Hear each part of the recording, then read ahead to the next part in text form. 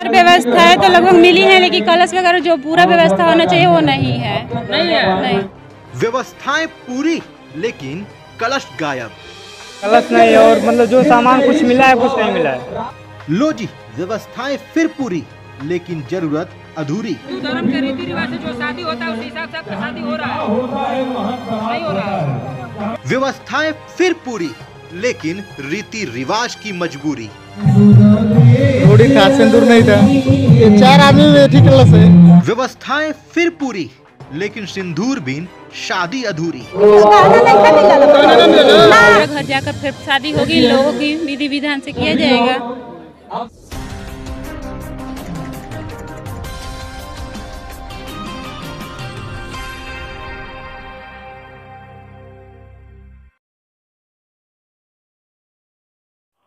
नमस्कार, मैं अविनेंद्र। वैसे तो भारत में विभिन्न जातियों विभिन्न धर्मों के लोग रहते हैं, लेकिन फिर भी हमारी विचारधाराओं से खेला जाता है। हम जब अपने घर से बाहर निकलते हैं तो हम एक सामान्य आचरण में होते हैं, जब अपने घर आते हैं तो भी हम सामान्य आचरण में होते हैं, लेकिन जब त्योहार आते हैं तो हम अपने धर्म का पालन करते हैं। हम मंदिर जाते हैं, पूजा करते हैं, मुस्लिम नमाज पढ़ता है, सिख गुरुद्वारे में मत्था टेकता है, तो ईसाई चर्च जाता है। लेकिन जब एक दूसरे से मिलते हैं तो एक दूसरे का सम्मान करते हैं, एक दूसरे को नमस्कार करते हैं। लेकिन फिर क्यों राजनीतिक पार्टियां हमारे विचारधाराओं से खेलती हैं? व्हाट्सएप पर ऐसे ऐसे मैसेज सर्कुलेट किए जाते हैं जो लोगों के दिमाग में जहर भरते हैं। लोग एक दूसरे से नफरत करना शुरू कर चुके हैं। क्या यह इस समाज के लिए सही है? यदि राजनीतिक पार्टियां विचारधाराओं से चलती हैं तो फिर नेता दल क्यों बदलते हैं? गाजीपुर के आरटीआई मैदान में मुख्यमंत्री सामूहिक विवाह का आयोजन हुआ। इस विवाह के आयोजन में एक आमंत्रण कार्ड जिला प्रशासन की तरफ से जारी किया गया। उस आमंत्रण कार्ड में सैदपुर के विधायक सुभाष पासी का नाम नहीं था। जब इसके बारे में पता करने की कोशिश की गई तो पता चला कि यह जिला प्रशासन की चूक है। भला एक आमंत्रण कार्ड में जिला प्रशासन की तरफ से भारतीय जनता पार्टी के तमाम विधायक, एमएलसी और मंत्री का नाम है, लेकिन एक विधायक जो है जिसने अभी अभी भारतीय जनता पार्टी का दामन थामा है, मैं यूं कहूं कि दामन थामे हुए भी 1 महीने से ज्यादा का वक्त हो रहा है, लेकिन उसका नाम उस कार्ड में नहीं है। गाजीपुर के आरटीआई मैदान में मुख्यमंत्री सामूहिक विवाह कार्यक्रम का आयोजन हुआ। इस कार्यक्रम में सैदपुर के लाभार्थी भी पहुंचे। वहीं इस कार्यक्रम को देखते हुए जिला प्रशासन ने एक आमंत्रण कार्ड जारी किया था, लेकिन उस आमंत्रण कार्ड में सैदपुर के विधायक सुभाष पासी का नाम नहीं था, जबकि गाजीपुर के तमाम विधायक और मंत्री का नाम कार्ड में अंकित था।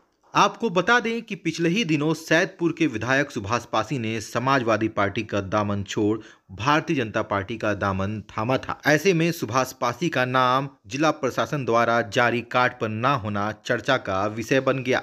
जब इसके बारे में पता किया गया तो खबरों से पता चला कि यह जिला प्रशासन की चूक है। खैर, भारतीय जनता पार्टी विधायक सुभाष पासी को कितनी गंभीरता से लेती है, यह विधायक सुभाष पासी स्वयं समझे। हम बात करते हैं मुख्यमंत्री सामूहिक विवाह की। मुख्यमंत्री सामूहिक विवाह के कार्यक्रम में कई सारी खामियां थी। वैसे तो भारतीय जनता पार्टी हिंदू धर्म के सम्मान की बात करती है, लेकिन हिंदू धर्म के रीति रिवाज के हिसाब से जो वैवाहिक कार्यक्रम होना चाहिए वो नहीं हो सका।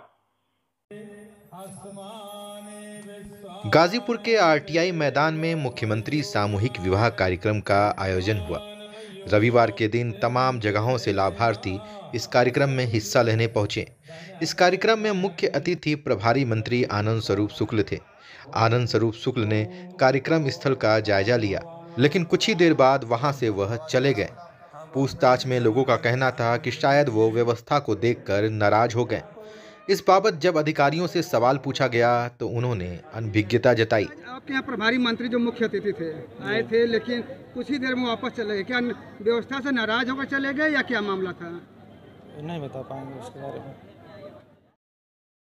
हिंदू रीति रिवाज से यदि शादी होती है तो उसमें जयमाल, कलश, सिंदूरदान और 7 फेरों का काफी महत्व होता है।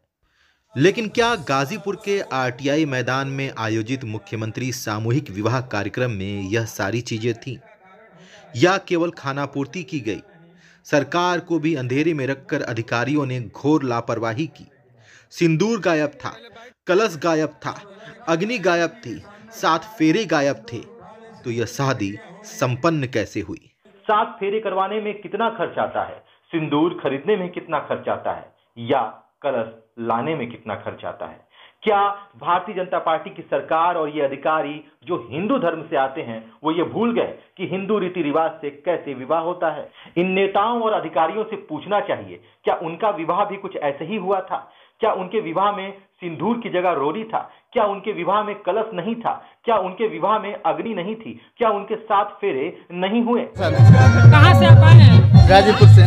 अभी आप लोगों ने शादी किया है, शादी में सिंदूरदान का महत्व होता है, क्या लगता है आपके पास सिंदूर था? रोड़ी था, सिंदूर नहीं था। किस चीज से आप शादी किए हैं? रोड़ी था, उससे शादी किया है। रोरी से?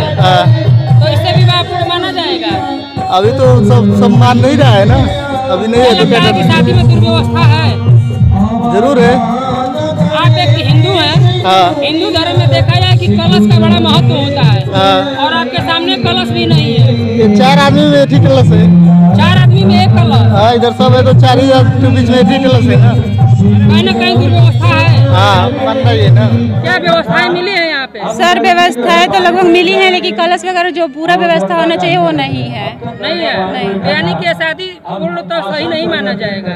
नहीं, अब कहाँ पूर्णतः सही माना जाएगा? पूरा व्यवस्था कहाँ है? तो ऐसे में क्या इन लोगों की शादी फिर क्या बाद में फिर करवाएंगे आप लोग? जी सर, हम लोग दोबारा घर जाकर फिर शादी होगी, इन लोगों की विधि विधान से किया जाएगा। क्या लगता है कि जिस तरह से मुख्यमंत्री जी गरीबों के विवाह के लिए योजनाएं चला रहे हैं, क्या लगता है ये सही है या फिर क्या आप बताएं? सर कुछ मात्रा में सही है, बहुत लोग ऐसे हैं जो बहुत मतलब गरीब तरह हैं, तो मतलब उससे कुछ उन लोगों को हेल्प मिल जाती है, यही बात। जी, अगर देखा जाए इस शादी को पूरे हिंदू परंपरा के अनुसार कराया गया। आप बहुत सारे शादियों में गए होंगे, हिंदू परंपरा के अनुसार जो शादियों में कलश और सिंदूर का महत्व होता है, लेकिन यहाँ पर जो है ना ही कलश देखने को मिला है और ना ही सिंदूर देखने को मिला है। देखिए, आप जो कह रहे हैं पहले आप जाके देखिए, बिना सिंदूर के तो शादी नहीं होती है, फिर भी सिंदूर का प्रयोजन यहाँ किया गया है। बाकी चीज़ें हैं, ये जो शुरुआत हुई है उसमें थोड़ी बहुत 19-20 कमी हो सकती है, लेकिन जिस तरह से पंडित और ब्राह्मण जो परंपरागत मंत्रों का उच्चारण कर रहे हैं, एक जोड़े को, एक परिवार को जोड़ने का काम हो रहा है। एक पति और के घर में वरमाला पत्नी डाल रही है, लड़की डाल रही है, उनके लिए ये वैवाहिक जीवन सबसे सुखमय और आनंदी जीवन है। ये राजनीति है। यहाँ पर विकास के बारे में सवाल पूछने पर धर्म की बात की जाती है, उससे बचने की जरूरत है। तमाम ऐसे नेता हुए हैं विभिन्न पार्टियों के, चाहे वो भारतीय जनता पार्टी हो, चाहे समाजवादी पार्टी या बहुजन समाज पार्टी या कोई अन्य पार्टी।